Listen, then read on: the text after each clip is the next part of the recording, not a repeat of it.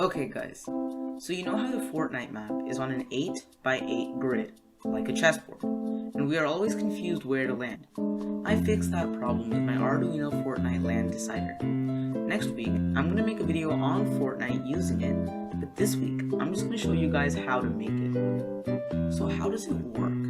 Initially, my code on the Arduino finds a random number between 0 and 5,000. Then, it tells the relay to be opened during the random number time of milliseconds. Thus, it randomly selects a number between 1 and 8 twice, which then chooses our landing spot. Makes sense, right? You are going to need a few things though.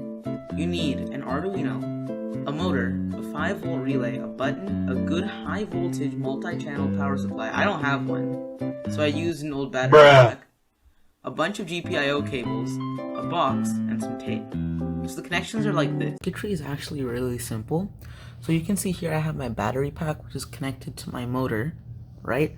And it's being stopped right here via, it's like basically the connection from the battery to the motor is connecting to the relay, so the relay can act like a switch in between.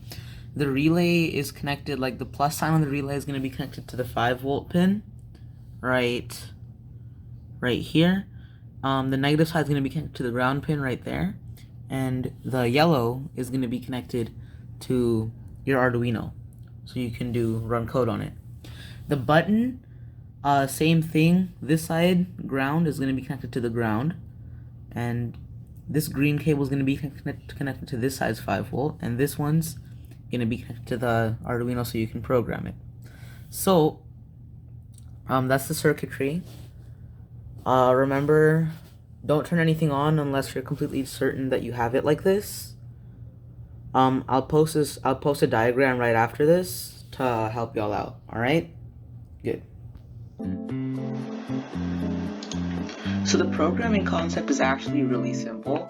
At the beginning, all you're doing is setting these 3 variables. The first one is the digital pin that you're applying the relay at. The second one is the digital pin you're taking the button input from. The third one is the random number, basically how much the motor has to spin.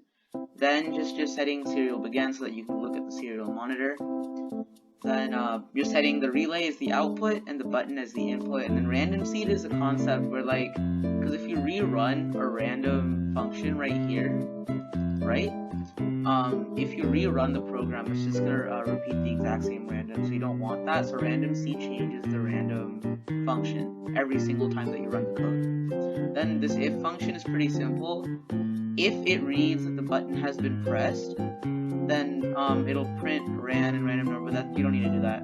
And it'll digital write the relay to high where it's conducting, so the motor's on.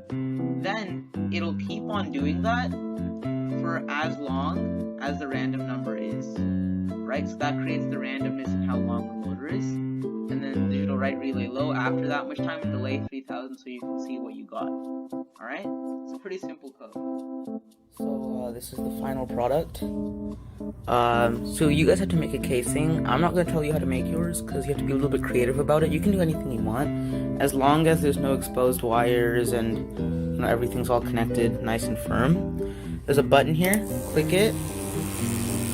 And it chooses, okay, this time it chose G or 7, so we're going to be landing at 7H, wherever that is on the map, we're going to land there. So that's how this works, and hope you use it wisely.